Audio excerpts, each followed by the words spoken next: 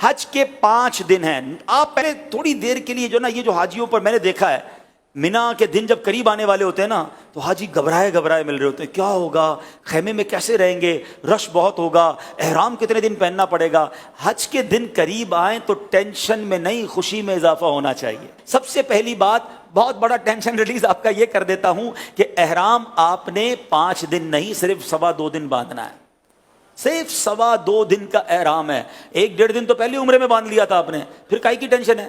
پہلے میں نے کہہ دیا احرام فرینڈلی ہو جاؤ، اور حج میں میکسیمم 2.5 دن کا احرام ہے، کوئی 5 دن کا احرام نہیں ہے. ٹھیک ہے، تو آدھا ٹینشن تو ویسے ریلیز ہو گیا ہوگا. اب آ جاؤ حج کے 5 دن کیا کیا ہیں.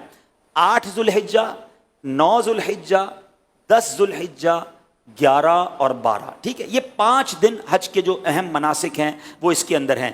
8 کو ہم نے کہاں جانا ہے؟ انشاءاللہ مینا جانا ہے. کہاں جائیں گے؟ ظہر کی نماز سے پہلے مینا پہنچ جائیں، اور 5 نمازیں مینا میں پڑھنی ہیں. ظہر، عصر، مغرب، عشاء اور فجر. فجر پڑھیں گے وہ کون سا دن ہو جائے گا؟ Very good. کون سا دن ہو جائے گا؟ 9 کا دن. 8 کی ظہر سے لے کر 9 کی فجر تک ہم نے مینا میں رہنا ہے. 5 نمازیں پڑھنا مینا میں سنت ہے. اب 9 کی فجر کے بعد یاد رکھیے گا، حج کا crucial day, most important day of حج، جس کو وقوف عرفہ اور جس کو یہ کہیں کہ وہ رکن اعظم ہے حج کا، اس کے بغیر حج ہی نہیں ہو سکتا، اور وہ ہے عرفات کا دن. اور اب یہ دن آ گیا ہے 9 ذوالحجہ، یہ یوم عرفہ کہلاتا ہے.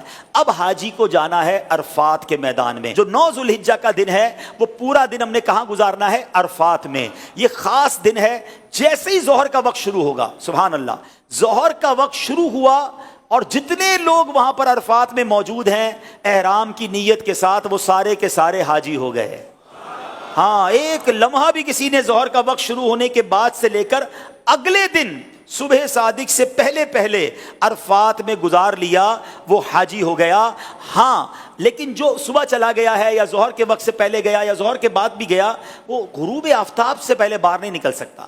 یہ بڑا مسئلہ ہے کہ بعض اوقات ہوتا یہ کہ دوپہر 3-4 بجے سے بعض خیمے والے کہتے چلو بھائی مزدلفہ چلنا ہے. نہیں، مغرب کا وقت ہو گیا، اب آپ آ جائیں گے مزدلفہ. یہ جو رات ہے، اللہ اکبر، بعض علماء فرماتے ہیں کہ یہ حاجی کے لیے شب قدر سے افضل رات ہے. یہ بڑی مبارک رات ہے، دعاؤں کی قبولیت کی رات ہے.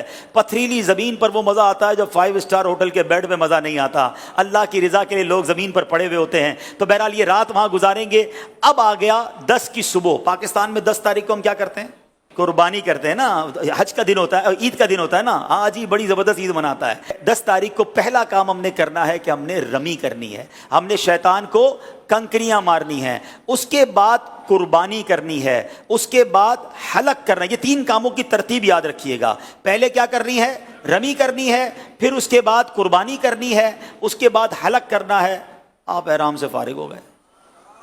ہاں، احرام تو پورا ہو گیا. ابھی تو 10 تاریخ کی صبح ہی ہوئی ہے، دوپہر ہو جائے گی زیادہ سے زیادہ. 2.5 دن میں آپ احرام سے فارغ. صرف ایک پابندی باقی ہے جو مرد و عورت کے معاملات ہیں، باقی یو آر فری ناؤ. اب اس کے بعد طواف الزیارہ کر لیں تو وہ پابندی بھی ختم ہو جائے گی. اس کے بعد یعنی یہ 10 کا دن جو ہے، آپ چونکہ تھوڑا بیزی ہوں گے، پہلے آپ رمی کریں گے، پھر قربانی کریں گے، پھر آپ حلق کریں گے، غسل وغیرہ کر کے لباس پہنیں گے. اگر شام کو طواف الزیارہ کرنا ہے تو کر لیں گے، ورنہ اگلے دن کر لیں گے.